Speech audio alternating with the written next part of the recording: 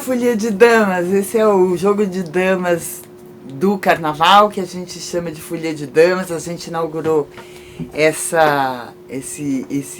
programete o ano passado e foi muito legal. A gente fala um pouquinho do carnaval, das festividades, para dar um pouco de leveza a tudo que está tão pesado na nossa vida.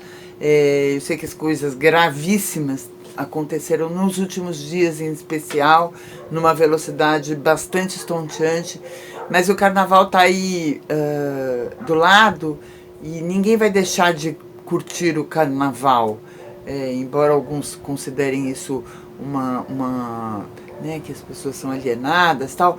O carnaval é uma cerimônia muito importante para as pessoas tomarem respiro, enfim, já é uma marca no Brasil. E talvez não, a gente espera que ele traga um pouquinho dessa força mesmo, né, das pessoas que saem às ruas, que as pessoas se liberem um pouquinho do mal que está dentro delas, né.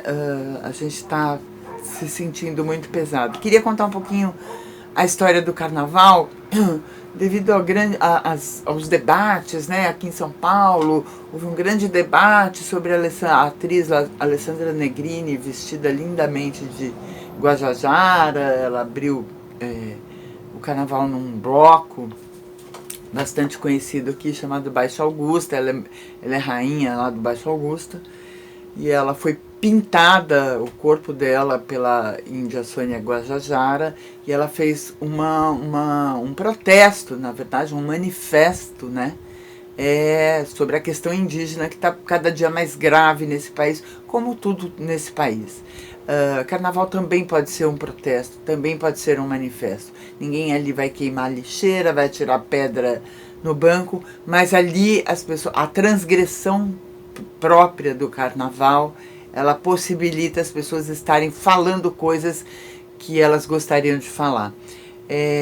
Falou-se muito em apropriação cultural, e daí eu fui ler, né, sobre o carnaval, a história do carnaval, o intrudo, né. O carnaval ele tem vários registros na história, na Idade Média, e na Roma antiga, né, ele se origina na Saturnália, que era o período ali que hoje a gente conhece em final de dezembro, que era o período de pedido, sempre ligado à questão agrária, a questão da colheita, o agradecimento, o pedido de nova colheita farta, enfim. E para isso as pessoas podiam transgredir as normas. E na época, os escravos, enfim, as pessoas da mais baixa casta, elas assumiam-se, elas se fantasiavam de senhores, e em alguns lugares, segundo pesquisas, né, dos historiadores de carnaval, alguns senhores inclusive serviam os seus escravos, né. Muitos, na época que estavam presos, também eram libertados, né, e podiam brincar o carnaval ali, que é a Saturnália, que era uma exigência do deus Saturno, que era o deus que vinha à Terra para cuidar das sementes, né, das boas sementes. Na Grécia, a festa era a Crônia. A Crônia era uma festa onde os escravos, né, usufruíam de liberdade, eles saíam em liberdade, eles podiam, enfim, brincar pelas ruas em procissão, e a Crônia era dedicada ao deus Baco, que mais tarde em Roma, quando Roma apropriou a cultura grega, passou a ser Dionísio. E Baco é o senhor do primeiro vinho, do vinho novo. Era o deus que experimentava o vinho novo e dizia: ok, o vinho está liberado, galera, vamos encher a cara. E a festa dionisíacas era de se encher a cara, enfim. E ele era seguido pelas bacantes, que eram mulheres adoradoras de Baco. Então eram essas mulheres que puxavam essas procissões festivas pelas ilhas da Grécia. E mais tarde também no Egito, mais tarde não, paralelo a isso não se tem bem noção das datas, mas no Egito também tinha uma festa dedicada a Ísis, que era a suprema iniciadora de todas as causas. Ísis é a deusa das deusas, por coincidência como as bacantes, também uma mulher, né, que era absolutamente dona de todas as situações de iniciadoras, né, que iniciava-se, que abria as portas.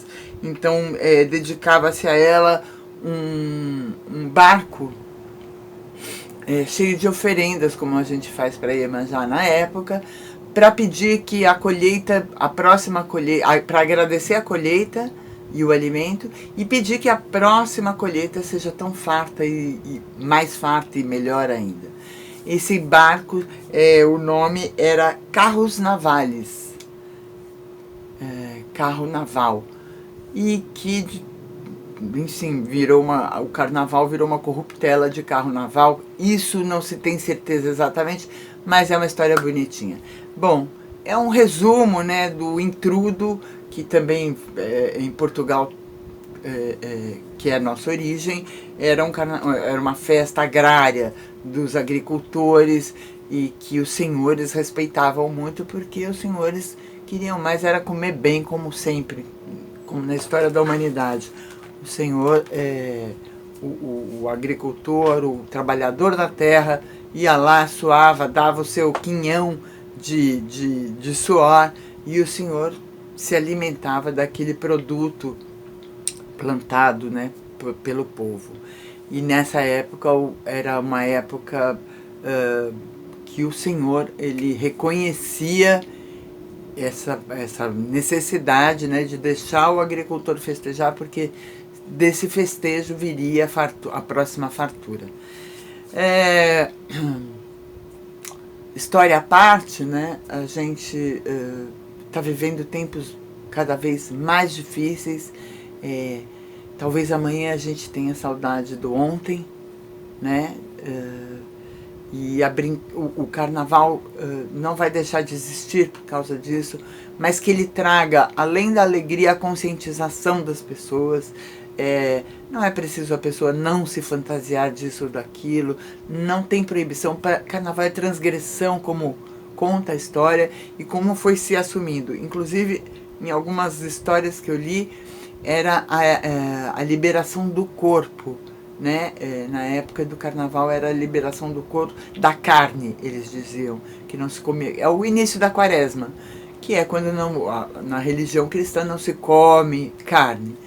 E na apropriação, né? Essa palavra está muito na moda, na apropriação cultural brasileira, é a liberação da carne, né? Os corpos são livres, as pessoas sensualizam, enfim, é tudo muito, muito a nossa cara, né? A cara do brasileiro.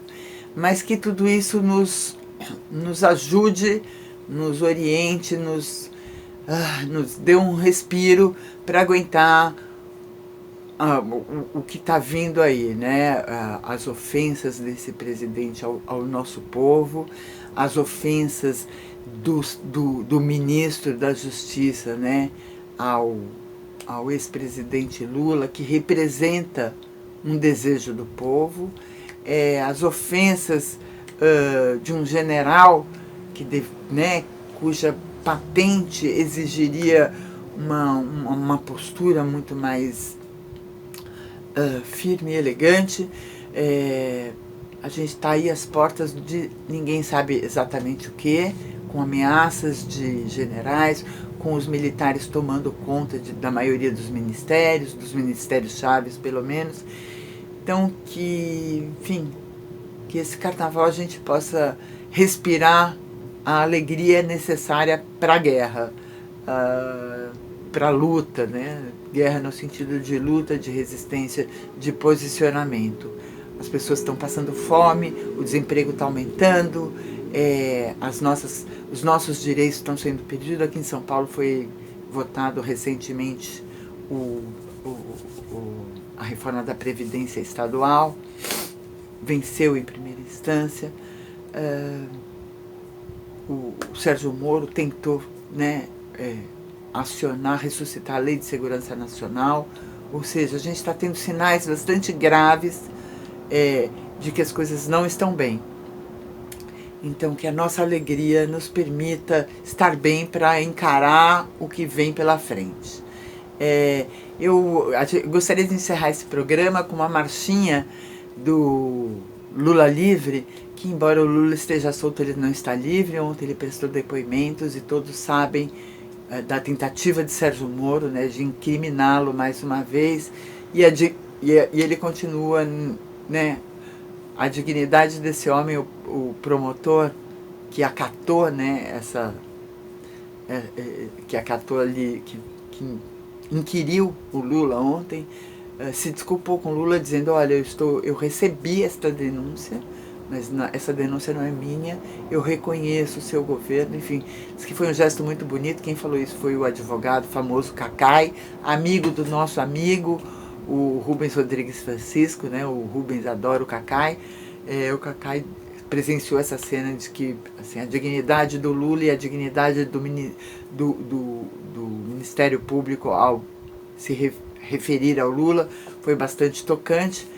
Então eu queria encerrar esse saravá, né, na verdade, esse folia de damas, com uma música pra cima, com uma coisa pra cima, porque é o que a gente vai precisar daqui pra frente. Saravá, Lula livre. A gente não quer só o Lula solto, a gente quer o Lula livre, porque o Lula livre significa o Brasil livre.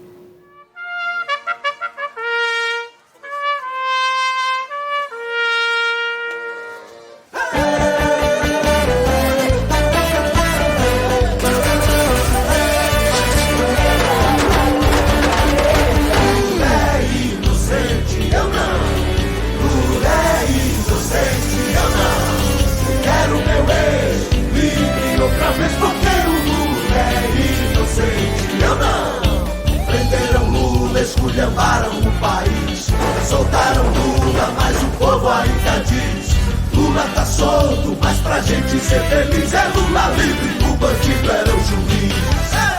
Eu quero Lula livre e a liberdade abrindo as asas sobre o povo.